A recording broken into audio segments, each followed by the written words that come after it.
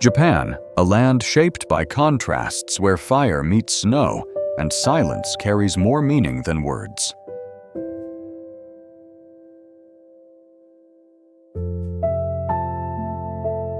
From the first light on mist-covered mountains to the glow of lanterns along narrow city streets, every scene here feels both ancient and alive.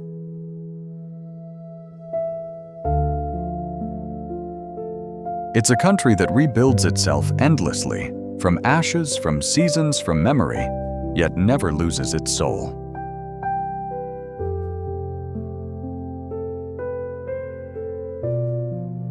Every stone path, every shrine bell, every fleeting bloom of the cherry tree reminds us that beauty in Japan is never meant to last forever.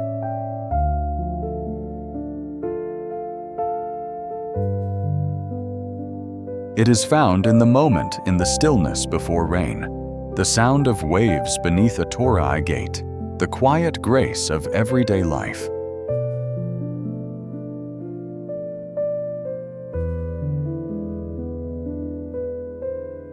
This is not just a land to see, but to feel a place where nature and people move in rhythm, where history breathes through the present, and where even silence tells a story.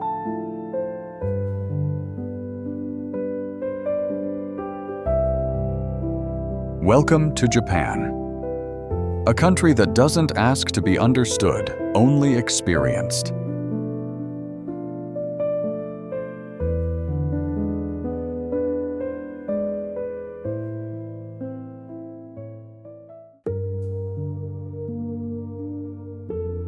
Kyoto, the memory of time.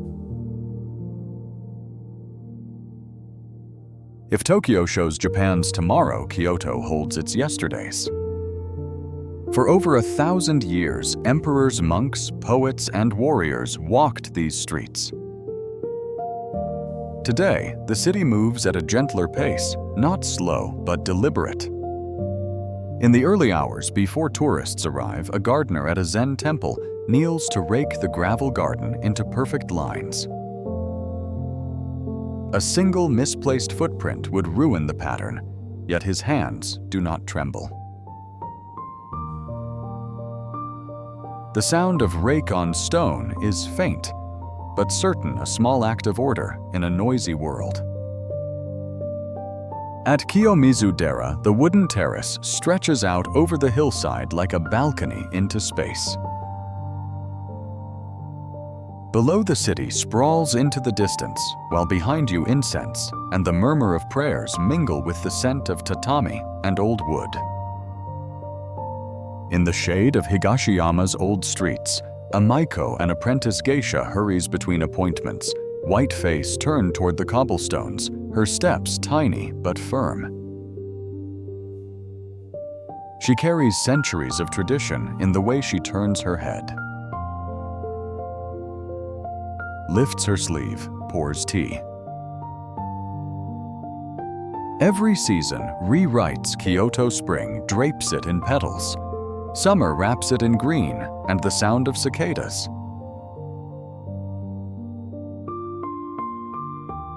Autumn ignites the hills in red and amber. Winter lays a soft hush over tiled roofs and temple gates. Kyoto doesn't demand that you understand it. It only asks that you slow down long enough to feel it.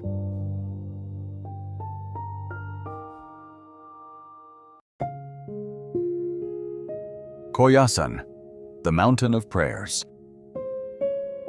Deep in the mountains of Wakayama, clouds drift at ground level, and cedar trees rise like pillars into the sky. This is Koyasan, a monastic town in the heavens, founded over 1,000 years ago as a center of Shingon Buddhism.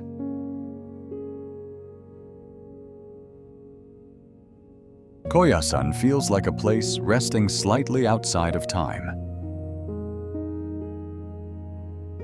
Stone paths wind between moss-covered gravestones in Okuno-in Cemetery, where samurai poets and ordinary families alike have chosen to sleep near the mausoleum of a revered monk.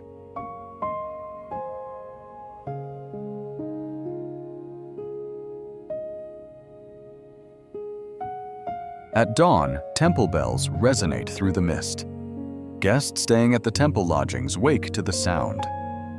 Slide open paper doors and step into gardens that seem drawn with a single quiet brushstroke. Monks move through the corridors in soft-footed silence. In the main hall, sutras are chanted in low, steady tones, words older than the buildings themselves. Breakfast is simple rice pickles, vegetables, miso, all served with a calm that makes the meal feel like a small ceremony. On Koyasan, you feel the distance from the world below, not just in altitude, but in temperature, in noise, in urgency. Here, the modern world loosens its grip, and what remains is something very old, the human need for stillness.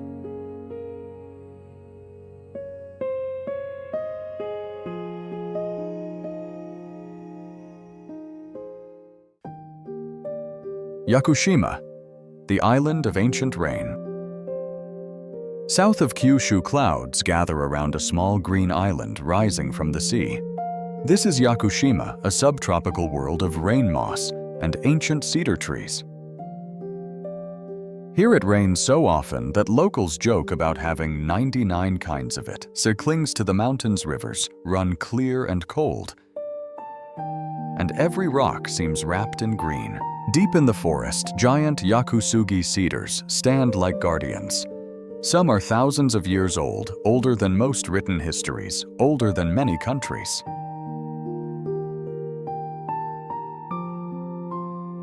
Their trunks twist and hollow roots gripping stone like hands that refuse to let go. Hikers move slowly along slippery paths, shoes darkened by mud jackets beaded with endless droplets. There are no loud sounds, only water leaves and the occasional call of a hidden bird. Standing under one of these trees, you realize you are not in a beautiful place in the usual sense. You are in something closer to a memory. The memory of what a forest looked like before we began to measure and divide and clear. Yakushima does not perform for visitors. It simply continues to grow, to rot, to sprout again, patient and unbothered, teaching us what endurance really looks like.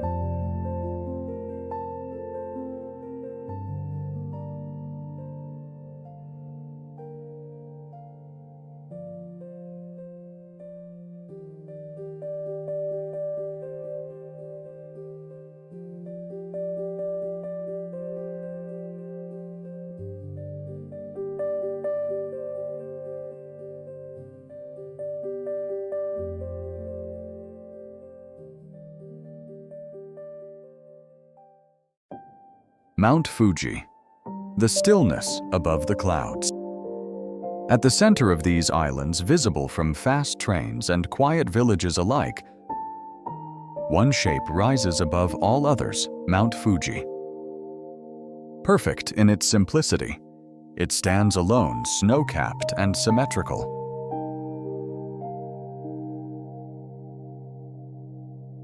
Watching the passing of time with a patience we can hardly imagine. Sometimes it hides behind clouds for days, refusing to appear. Other times it reveals itself, suddenly turning even the busiest commuter into a child pointing out the window. Around its base, the 5 lakes reflect its image. Lake Kawaguchi, Lake Yamanaka, and others, each catching a different mood. Sunrise pink, midday, blue twilight violet. In the climbing season, long lines of headlamps wind up the mountain in the dark. Hikers climb through the night, breath clouding in the cold air, stopping briefly at mountain huts where soup and tea warm exhausted hands. The goal is simple: to reach the summit before the first light. Those who succeed often describe the same moment, The sun lifts above the horizon clouds, turning gold beneath their feet. And for a few seconds, the whole country below seems utterly still. Up there, batteries die quickly. Phone signals fade. Conversations grow quiet. What remains is the sound of wind and the realization that you are standing on a volcano that has shaped art, religion, and imagination for centuries. Mount Fuji doesn't speak. It doesn't need to. Its very shape is a sentence Japan has been writing for ages, that beauty can be both fragile and enduring. That power does not always roar, sometimes it simply rises and waits. From Hokkaido's frozen fields to Yakushima's dripping forests, from Tokyo's neon rivers to the warm tides of Okinawa, Japan, is not just a country on a map. It is a living poem, written in earthquakes and cherry petals rebuilt over and over by hands that refuse to give up. Its people have known fire and loss, yet they plant trees. They have seen cities vanish in light, yet they fold paper cranes for peace. And through all the noise of the modern world, a single steady truth runs beneath. The world breaks. But the spirit learns to bend, not shatter. As evening gathers around Mount Fuji and the sky turns the color of old parchment, you begin to understand Japan's greatest beauty is not in what it shows you at first glance, but in what it remembers and in how gently it chooses to begin again.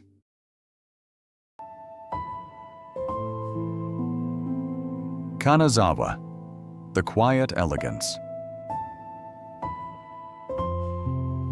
On the western coast, facing the Sea of Japan, lies Kanazawa, a city that feels as if it has chosen to grow slowly.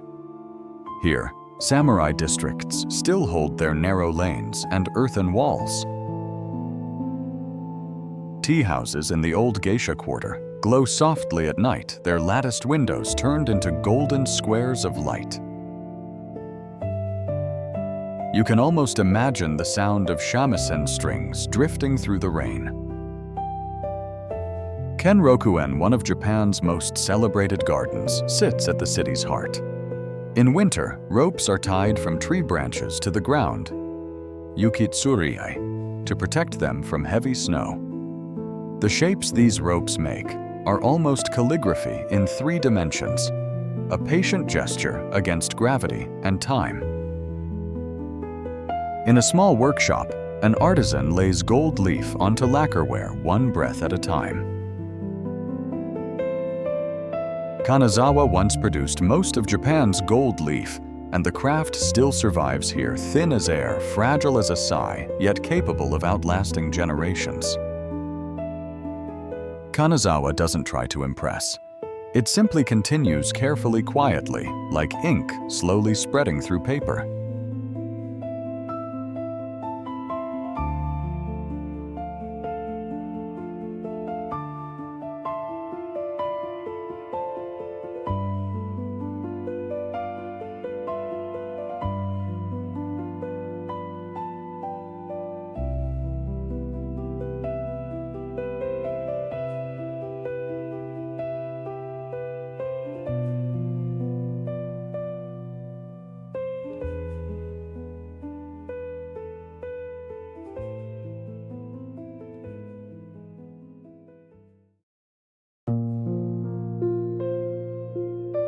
Tokyo, the electric pulse. From the stillness of the north, Tokyo rises like a constellation of light. A city that never truly sleeps, yet never loses its rhythm. Here the skyline stretches in every direction, crowned with towers of glass and steel. Trains hum through tunnels beneath the streets, connecting millions of lives with the precision of a heartbeat.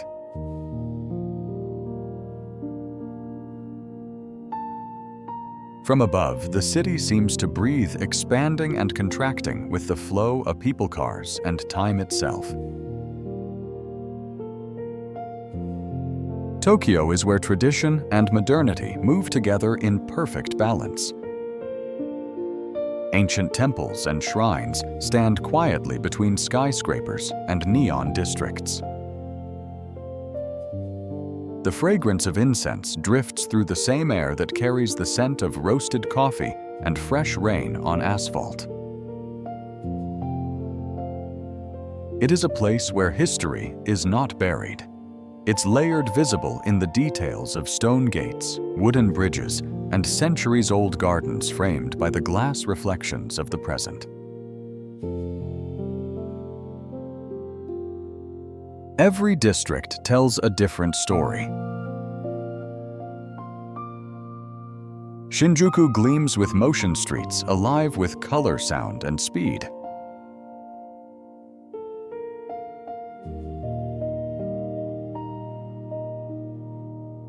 Ginza glows in elegant symmetry, a showcase of light and luxury.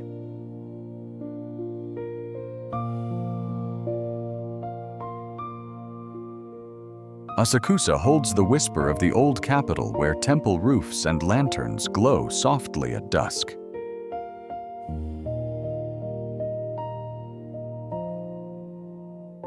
And across the bay, Odaiba stretches into the sea, a futuristic edge of the city built on reclaimed land where the horizon feels man-made yet endless.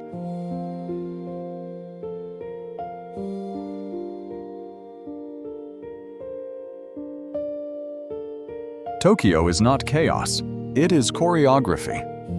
Every movement, every light absum, every sound feels deliberate, a living system of precision and energy. It embodies Japan's ability to transform without losing its soul. To stand in Tokyo is to feel the pulse of a nation modern, timeless, and beautifully alive.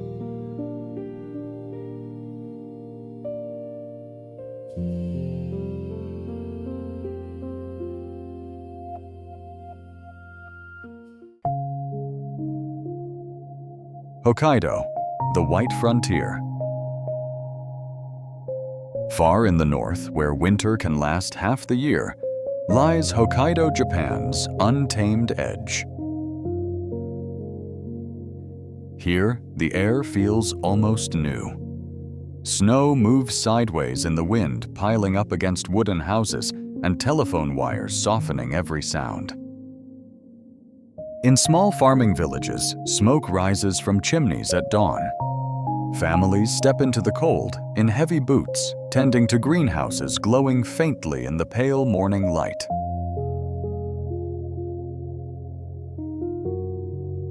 Life here has always been a negotiation with the elements, not a battle, but a long, patient agreement. Along the coast of Abashiri and Shiratoko, drift ice presses against the shore fragments of a frozen sea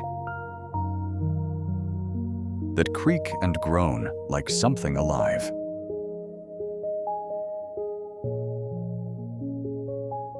Fishermen steer their boats between the floes, chasing salmon and crab in waters that can erase a mistake in seconds. Their faces are lined, their movements simple and assured. They do not talk much because the sea is already speaking. When spring finally breaks through, Hokkaido doesn't so much thaw as bloom. Fields in Furano flush purple with lavender. Inbie hills roll like slow waves under grass and wheat, dotted with lone trees that seem deliberately placed, as if the land were thoughtfully composed. Under a sky so wide it almost feels empty.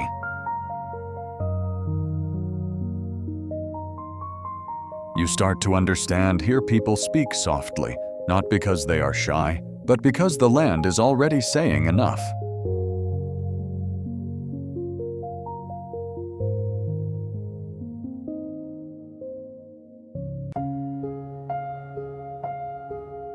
Hiroshima, the city of gentle light.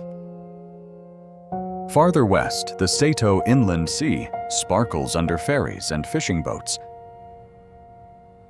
and the city of Hiroshima stretches along its banks. The name is heavy with history, yet the first thing you notice today is not sorrow, it's softness. Streetcars rattle by school children in yellow hats, hold hands as they cross the road, and cyclists ride slowly along the river paths. Cherry trees line the banks, their branches reaching out in an arch of pale pink each spring. In Peace Memorial Park, time feels different. The atomic bomb dome stands with its broken shell of steel and brick, a quiet skeleton against the sky. Nearby, the flame of peace burns, promising to stay lit until nuclear weapons vanish from the world. Paper cranes, thousands, sometimes millions, gather in glass cases and around statues. Each one is a wish folded by someone somewhere, a child in another country, an elderly survivor, a stranger who heard the story and could not forget.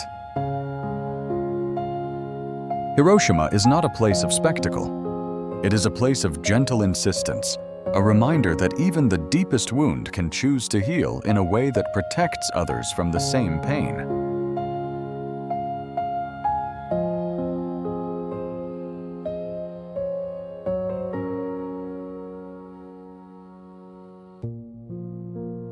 Okinawa, where the sea holds songs. Farther south, still Japan softens into a chain of warm islands scattered across a blue sea.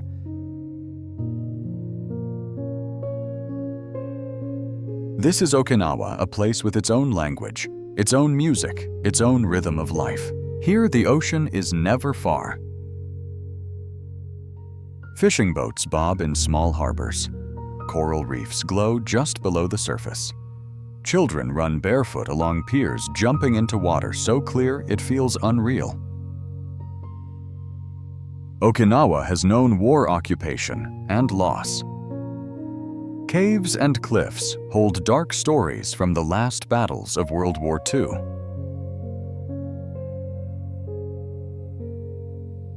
Yet today, the sound you're most likely to hear is music, the bright twang of a sanshin, a three-stringed instrument carrying through an open window.